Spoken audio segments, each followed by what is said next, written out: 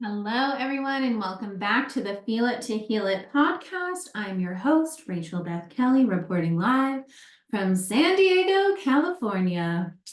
We are going to hop on Morning Tea Live on Instagram and talk a little bit about all the things. I will wait to reveal my topic choice until we are live. Okay. Add a little title.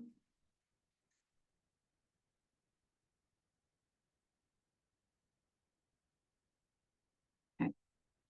Here we go.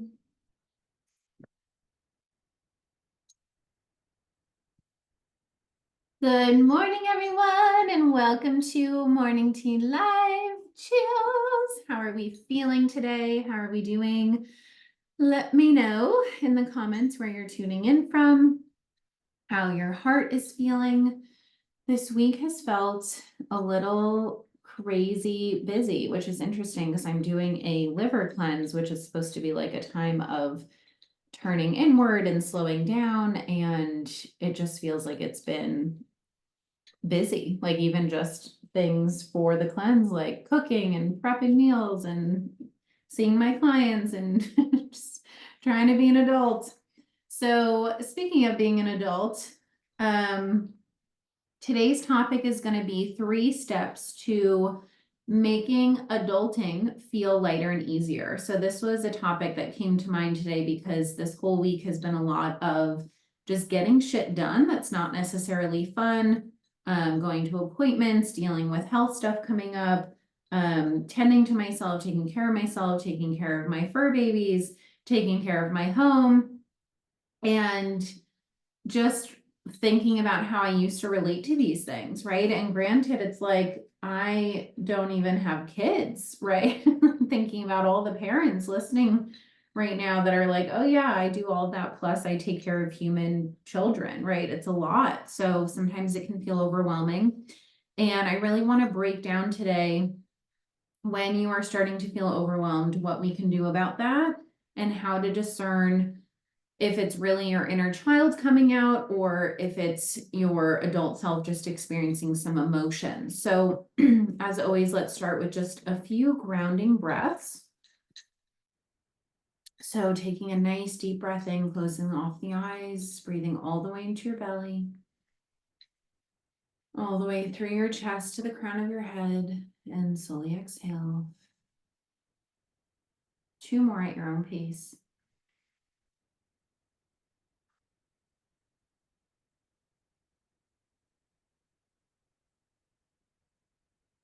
And just allowing your body to land here in the present moment. So that was step 1, deep breaths. No, I'm just kidding. It's not actually step 1, but that's always a step we have to do, is breathing deeply. We forget to do that. So the first step is we just want to notice. We want to notice when resistance comes up. So for example, you have a whole laundry list of stuff to do, and you just look at your to-do list and it's getting longer, longer, longer. The first step, you just want to notice, what does that bring up in your body? How does that actually make you feel? Now, we love to say the word overwhelmed, but that's a state of being. It's not actually an emotion. So what is the emotion underneath overwhelm?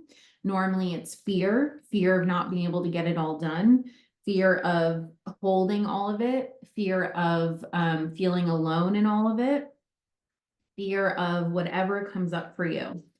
And so I encourage you, rather than saying I'm overwhelmed, get to the actual emotion.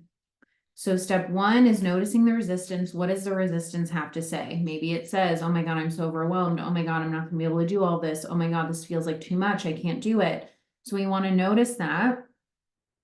And then step 2 is actually getting to the emotion.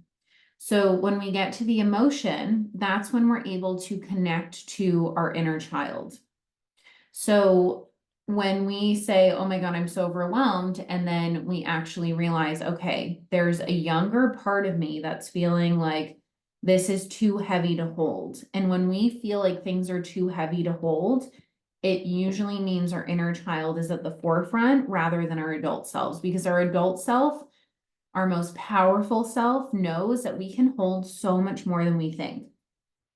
Doesn't mean we don't need support. It doesn't mean that it will feel easy. It doesn't mean that like it's all just going to feel light and dandy all the time. But it means that we know how capable we are, and we show ourselves how capable we are. So when we're feeling that heaviness in our bodies, usually that's that younger part of us that's feeling so scared and just needs a little bit of attunement. So what is attunement? It's just being in tune,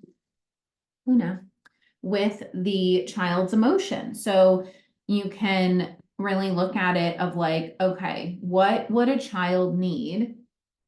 Oh my God, Luna's really getting in the way here. What would a child need if they were feeling scared, if they were feeling overwhelmed? They would need to be held. They would need to be shown that they are safe. They would need to maybe receive support or validation. So whatever it is, they would just need that space for their true emotions to be held. And so often what we do instead is we're like, oh my God, we're overwhelmed. This feels way too much. And then our nervous system shut down, and then we end up making things worse. So why do we make things worse? Because we either shut down or we overreact and we go into full on sympathetic fight or flight survival mode where we're like, oh my God, da, da, da. That frenetic energy then just creates more of that frenetic energy, which then creates more of what we don't want. So for example, yesterday I had to, like, so many things happened out of my control. I had to take my car in for an oil change, but then while I was there, they found out that I needed a new battery, which was going to cost way too much money, and I didn't have the money. And then I had to go to urgent care for something, and then that urgent care had to wait, and then I had to go to a different urgent care, and then I told them to send the prescription to this place, and they sent it to this place. It was like everything that could go wrong went wrong. And something like that would have triggered little me in the past. I would have just thrown a temper tantrum. I would have been like, someone save me from this. Someone figure out how to make this all go away. Like, it would have just felt too heavy, because you have to think about it. If you were an actual child, you wouldn't be able to navigate all of that, right? So if it feels heavy, it's because for a child, that would be heavy. A child doesn't know how to navigate all the stressors of life. They're not supposed to. They're a child. That's the whole point. That's what we have caretakers and parents for. But if you're listening to this, you are an adult, unless you're my niece and nephew, because they're my biggest fans and they listen to all my Instagram stuff. But you are an adult. So when it's feeling heavy, you have to, 1, notice the resistance. What does the resistance have to say? 2, access the emotion underneath the resistance and give little you what they are needing. Holding space to just feel the fear. When we make space to feel the fear, or feel the sadness, or feel whatever's coming up, that emotion no longer has control over us. But when we don't feel that emotion, we allow that emotion to drive our behavior, and then that behavior ends up making things worse. And then we add more to the pile that we're already feeling overwhelmed with. So you see how by feeling the emotion, allowing it to move through, and then coming back to your power, coming back to your adult self, it just allows yourself to be with what's coming up, slow down, but also get done what you need to get done without it feeling so heavy, right? Because you're actually releasing a lot of the fear that's creating that sense of heaviness. Heaviness is calling your attention. It's like, hey, I'm feeling a lot in here. Can you pay attention to it? Rather than allowing that heaviness to drive the boat and just be like running without a chicken. What's the expression? Running like a chicken without its head. So the third step is then to relate differently. So step 1, I notice their resistance to all the things I have to do. I notice resistance and frustration that things are not going my way. I'm going to just breathe into my body. I'm going to hold little me. I'm going to tend to her. And a big part of this is also processing your childhood pain, because when you process that childhood pain, there's not going to be as much activation or heaviness naturally in your body anymore. So it's not going to feel like, okay, I already have this ton of bricks, and now I'm adding this laundry list of things. So it just adds heavier and heavier and heavier. rather than, oh, I processed my stored pain and I processed my triggers, which is the work I help you do. So if you're ready to do that, DM me, we'll get started.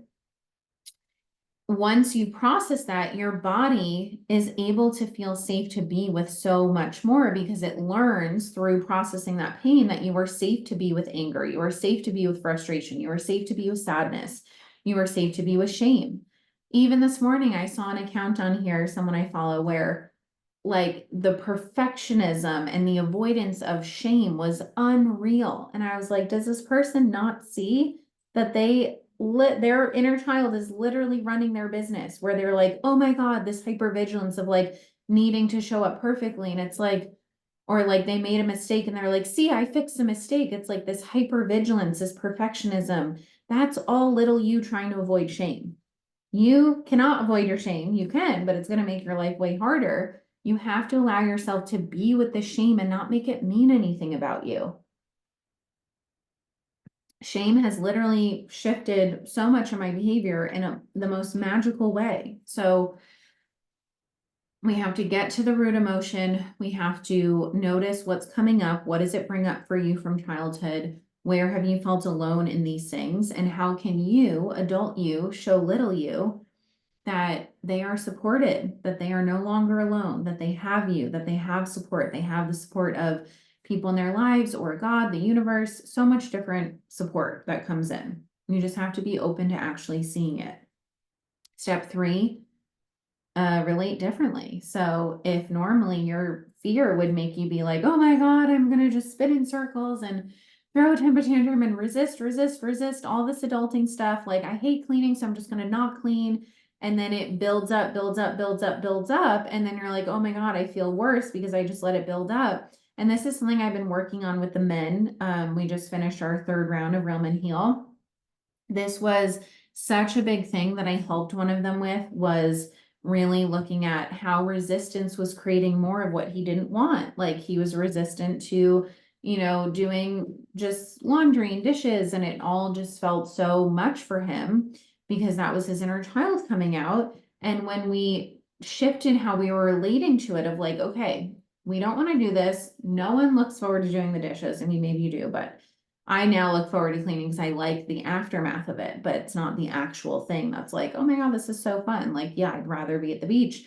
But we do things because as adults, we've developed consequential thinking, which is, how am I going to feel afterwards? Consequences are not just bad consequences, they are good too. So a good consequence of cleaning is that I get to feel good in my home. I get to feel good in my body. I get to have a nice, clean environment, right? So that becomes more of your motivation rather than, oh, I'm just going to resist this because it's not fun in the moment. That is your inner child who's just living for the temporary moment, rather than the adult you who wants to actually consciously design and co-create a life beyond your wildest dreams. So even when something's not fun, we can relate differently to it. Okay, I don't really want to do these dishes, but I'm going to put on some music. I'm going to pep myself up, give myself a pep talk, hype myself up, and we're just going to get it done and think about how it's going to feel when it's done. So again, 3 steps. Notice the resistance. What does the resistance have to say? Oh, it's going to take too long. Well, you thinking about how long it's going to take is actually making it take longer. Step 2, get to the emotion of what younger you is needing for it to not feel as heavy. And step 3, relate differently, which allows your nervous system to be shown a new way of safety. So before, the resistance was like, oh, this is heavy. This is going to take too long. I'm not going to be good at this. I'm going to feel alone in this. Okay, that's the old way. Now we're making space for a new way, which is, oh, wait, I got this. I believe in myself. This is going to be an opportunity to build self-trust, to build confidence in myself that I can do hard things, that I can do, things beyond what I think I'm capable of. Because listen, if you can take care of yourself, which we're not really taught how to do, we have to learn as we go. If you can take care of yourself and you can take care of your inner child, then you can create whatever you want in your life. But if you're still stressing about the dishes in your sink or complaining that things didn't go your way, you are blocking yourself from attracting everything you desire because the universe knows that you're not ready to hold it. So you have to use these small day-to-day moments that might feel heavy as ways to stretch the nervous system, build that window of tolerance, the nervous system's tolerance to hold distress, the nervous system's tolerance to hold a various array of emotions, and be able to show the universe, oh, wait, I got this. And if I got this, that means I can hold more. Because holding more of what you don't want, like the adult responsibilities that might feel heavy, allows you to hold more of what you do want. But if you can't hold the responsibilities in your life, you're not going to be able to hold all of the things that you claim that you want. So you have to shift how you're relating to it, because that precious time and energy that you're spending resisting and fighting these things you have to do, it's just wasting precious time and energy that could be used for creating a life beyond your wildest dreams. So yesterday, what I did was I looked at my to-do list and I was like, oh my God, like I don't want to do any of this. Notice the resistance. I don't want to do it. So that's what it was saying. What is the emotion? Okay, well, let's see. The emotion would be the emotion was shame, because a lot of the things that I had to do was because of cleaning up my inner child's mess from the past 3 months. You guys know I went through an intensive 3-month period of fear where I engaged in a lot of addictive behaviors that created messy energy in my life. And now that I'm on the other side of that, I'm still cleaning up the mess from my choices. So the emotion was shame, the emotion was sadness, the emotion was fear. And I just took a moment to be with that. And I said, okay, you created this mess. You need to clean it up. And you don't need to resist it. You need to just get through it. And the quicker you do, the quicker you will continue to land on the other side. So that's what I did. We are cleaning up the mess physically, financially, emotionally, spiritually, all the messes. And we are allowing a new experience to come in, new energy to come in. The more we hold on to what was or what we were struggling with, the less that we actually allow ourselves to move forward. I saw this reel yesterday where this business coach was talking about how when we focus so much on what we don't want, we create more of that. But when we focus on what we're moving towards, right? So, oh my God, I don't want this struggle around a job search. I don't want this struggle financially. I don't want this struggle in my physical health. We create more of that. But when we're saying, oh my God, I want physical health, I'm so excited to create financial health. I'm so excited to welcome in this new dream job that's better than I could have ever imagined. We then focus on that and then we create that. So a client of mine, she's waiting to hear back on a job offer.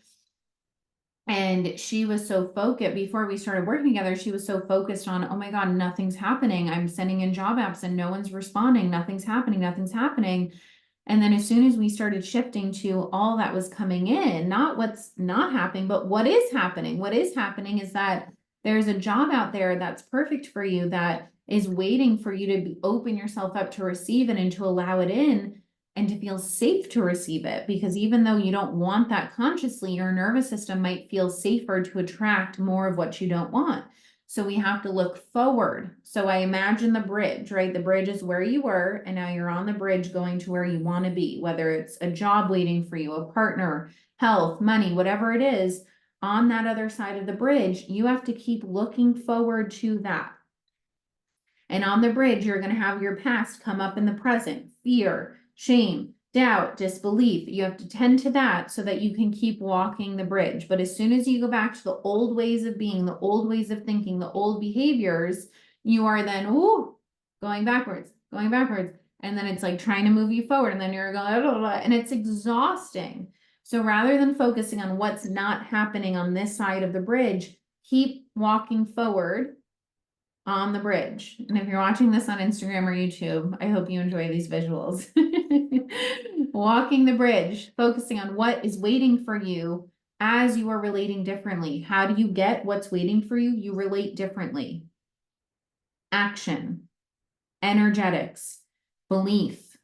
How do you relate differently? You notice where you are not believing in yourself. You process the pain of that. You make energetic space for a new way. How would you relate if you were already on the other side of that bridge? That's how you have to relate. Would you throw yourself a pity party? Would you get into defeatism? Would you feel hopeless? No, because then that's not actually you being in faith. That's your inner child running the show.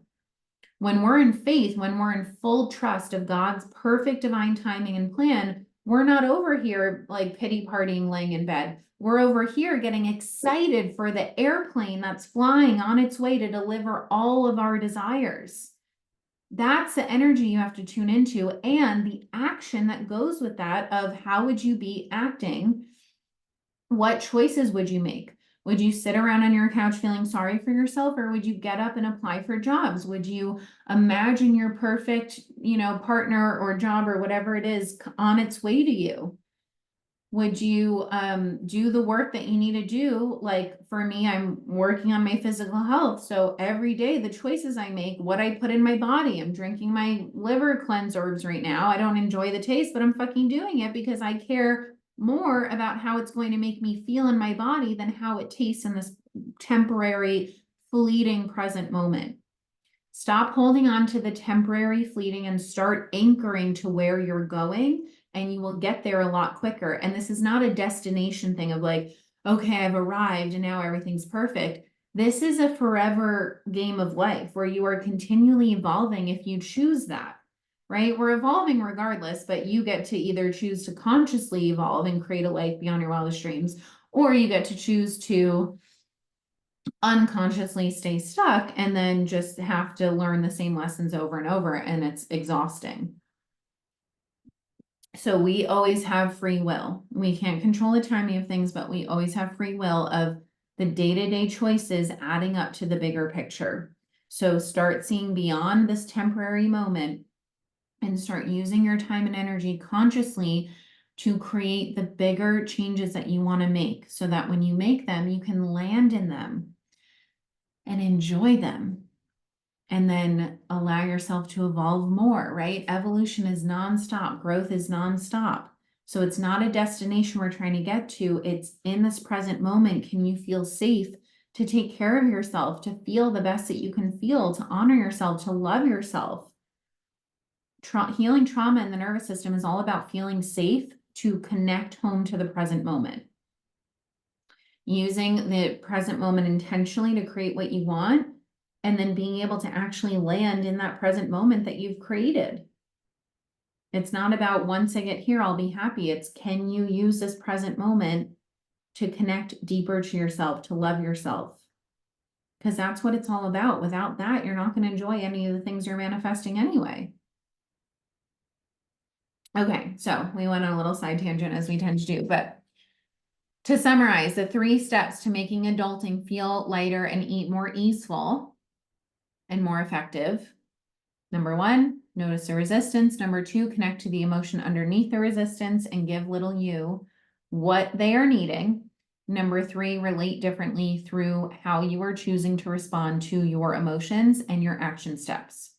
So even though yesterday I didn't feel like doing any of the things, I related differently by not throwing a temper tantrum, taking a deep breath, and just doing it. We spend so much time thinking about doing it rather than just doing it, getting done what we need to get done. And knowing it doesn't have to be that big. Like, it's just a moment. It's just temporary. Breathe and get through it. Go do your dishes. Go clean. Go do that thing you've been procrastinating on. Stop procrastinating. Only makes things worse. Trust me, I would know. All right, guys, if you need support with this, I have one-on-one spots open for full nervous system transformation, where we get your nervous system out of survival mode. We heal your insecure attachment style, and we help you build internal safety, which allows you to create a life beyond your wildest dreams. And then I also have my membership open, Beyond Your Wildest Dreams membership, weekly live trainings, Facebook community, Q&As, all of the things to support you on your healing and expanding journey. And any other ways that you would like to do this work, you can head to link in bio. I have courses that are open. I have Real Men Heal, as well as my women's group that the wait list is open for the next round. And in the meantime, enjoy my free content, my free podcast, my free Instagram lives. Use the support that you have rather than focusing on all that you don't have. Okay, love you so much. Mwah. Hope this was helpful. Let me know how it lands for you, and I will see you on the next episode.